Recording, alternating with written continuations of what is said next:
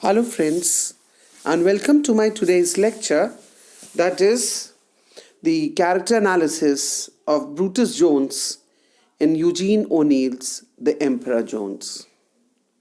Friends, in my last few lectures, I had spoken about the summary of this play, the various themes that Neil deals with in this play, The Emperor Jones, and the aptness of the title, The Emperor Jones. Today I'll be talking about the character analysis of Brutus Jones, who is the main character. Now, Brutus Jones, the protagonist of the play, is a middle-aged black American who has become the emperor of an unnamed island in the West Indies. Now, Jones uses what he learned from his time in the United States to exert power over his black native subjects, and he elevates himself to the level of God. Now, it is not clear to us in the reading of the novel whether Jones was ever a slave, because he was born after, or rather just shortly before, slavery ended. But we come to know that he worked as a porter for the Pullman Sleeping Train Company, a company that employed many former slaves because of their subservient manners. Now that Jones had heard and listened to many wealthy white passengers and had also learned their ways. He came to know from their conversation that, in quotes, big stealing was better and profitable rather than small stealing, in quotes, which was which would put a person in trouble. We all come to know in the novel that Jones had killed Jeff, his fellow employee, in an argument over the dice game and was imprisoned. And later, he killed a white prison guard with a shawl, and he escaped from there, stowed away on a ship, and later reached the Caribbean island where this play takes place. Now, Jones forced the natives to believe that he was godlike and that he could be killed only by a silver bullet.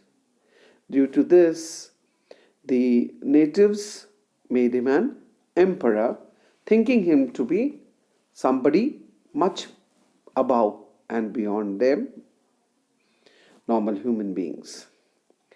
But when Jones becomes an emperor, he imposed heavy taxes on the natives only and extorted as much money as he could from them, and amassed huge wealth for himself in the foreign banks so that he could lead a luxurious life for himself even later on.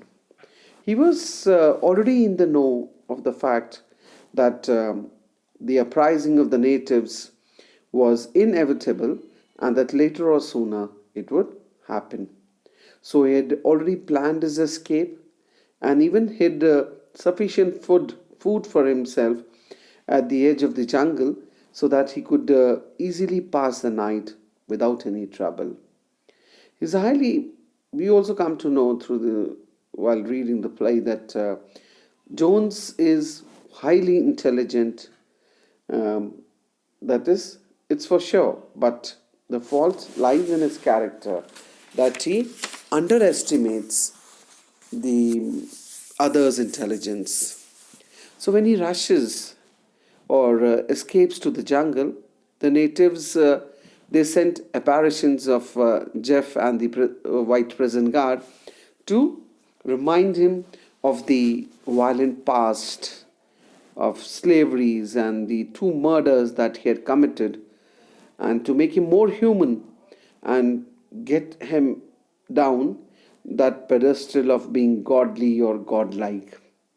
Now, Jones considered himself as immortal, and for this reason, He also got a silver bullet made together with the other bullets, which we see that he shot at the apparitions, and this silver bullet he made to commit suicide if needed, though he uses it to fire at the crocodile god, which was summoned by the witch doctor in Congo.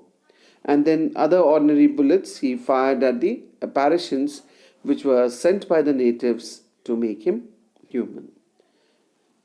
No, but the lies that he had created for the natives, that he could be killed only by a silver bullet, was proved true, for the natives did actually kill him with a silver bullet only, which they had made by melting down the silver coins. Now, another instance which show Brutus Jones as dominant and an oppressor is the treatment that he received at the hands of the whites. He tried to give the same treatment to the natives on the island, which was unfair. He should have learned the lessons and not behaved like the whites. It was, or his oppression was, the oppression of the black against the blacks. Now, instead, he should have protected them and given them their due share of justice. So, we see that in the end, Jones becomes a primitive man, driven only by fear, because he shot all the bullets at the apparitions too, out of fear only.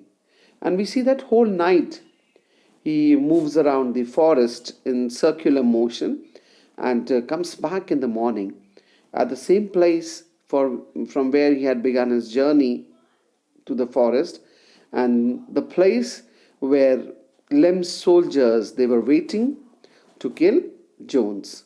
So they shoot him with the silver bullet and he is no more. So we also agree with the fate that is meted out to him because of his own greed and oppression to the natives. Now that is all for now. I'll be coming up with more lectures of mine. Till then, goodbye and thank you, friends.